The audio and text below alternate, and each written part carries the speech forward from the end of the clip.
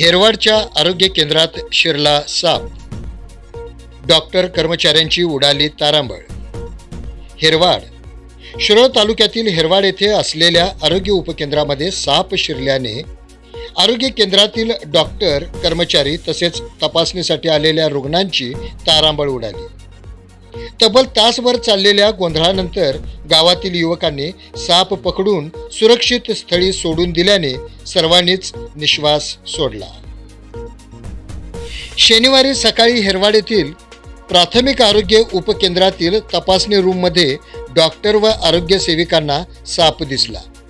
सकाळी 10:30ची वेळ असल्यामुळे गावातील काही रुग्ण तपासणीसाठी आरोग्य केंद्रामध्ये दाखल झाले होते.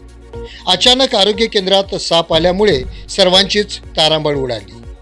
सदरचा साप हा औषधांच्या बॉक्सखाली बसल्यामुळे गावातील काही युवकांनी शोध मोहीम सुरू केली आणि हा साप सुरक्षित स्थळी नेऊन सोडल्यामुळे डॉक्टर तसेच रुग्णांनी निश्वास सोडला.